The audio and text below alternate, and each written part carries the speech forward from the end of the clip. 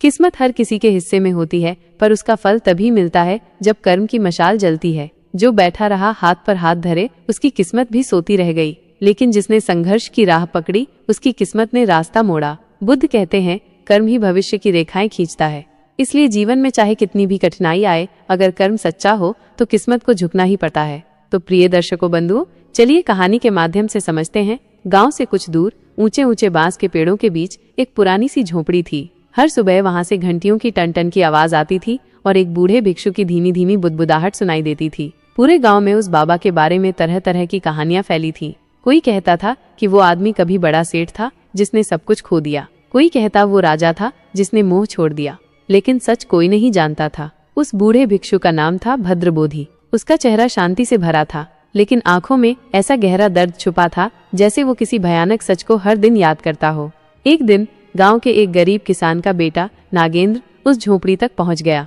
बाबा, लड़के ने डरते डरते कहा, मुझे बताओ, मेरी किस्मत क्यों इतनी खराब है? मैं दिन रात खेत में खटता हूँ, फिर भी कुछ हाथ नहीं लगता। भद्रबोधी ने अपनी आंखें खोली, मुस्कुराए और बोले, बैठ जा बेटा, अब तू सुन एक ऐसी कहानी जो तेरे सवाल का जवाब भी है और जीवन की सबसे बड़ी सीख भी। कई साल पहले इसी गांव में सेनापति नाम का एक बड़ा अमीर व्यापारी रहता था। सोने चांदी की थालियों में खाना खाता था, नौकर चाकर थे और हर दिन उसका नाम पूरे क्षेत्र में गूंजता था। लेकिन सेनापति के मन में घमंड भर गया था। वो सोचता था कि उसका पैसा ही उसकी किस्मत है। वो दूसरों को तुच्छ समझता, गरीबों की मदद नहीं करता और धर्म कर्म से दूर हो गया।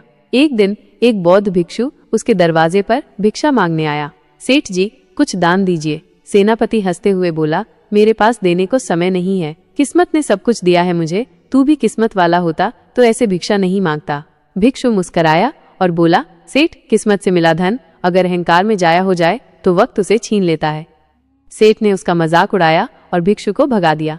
कुछ ही महीनों बाद सेठ सेनापति के सारे जहाज समुद्र में डूब गए। व्यापार में घाटा हुआ, नौकर भाग गए और एक दिन उसे अपना महल तक बेचना पड़ा। उसी गांव की गलियों में जहां वो घोड़े पर चलता था, अब नंगे पांव भीख मांग रहा था।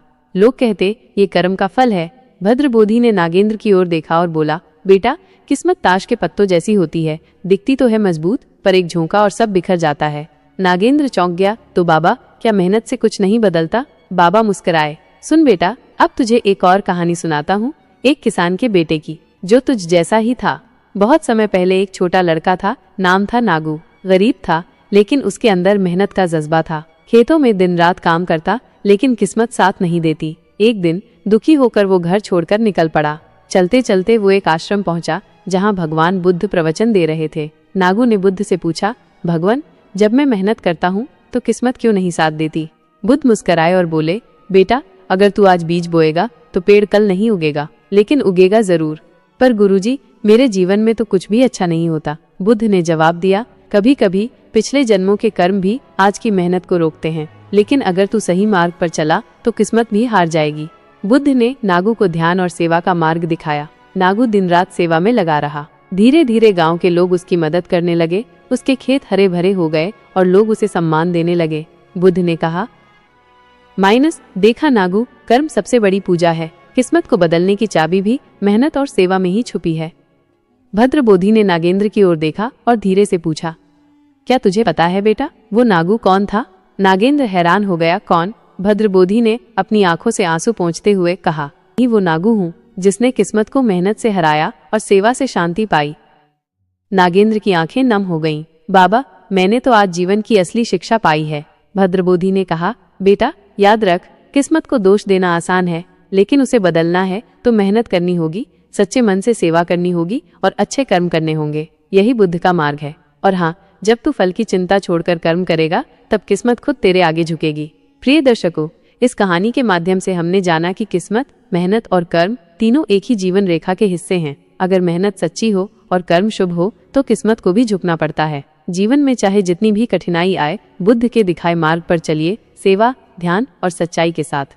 अगर आपको ये जीवन बदलने वाली कहानी प्रेरणादायक लगी हो तो कृपया वीडियो को लाइक जरूर करें और ऐसी ही गहरी कहानियों के लिए हमारे चैनल को सब्सक्राइब करना न भूलें। तो कहा जाता है, प्रिय दर्शकों, कर्म कर, फल की चिंता मत कर, किस्मत खुद चलकर आएगी तेरे द्वार। धन्यवाद।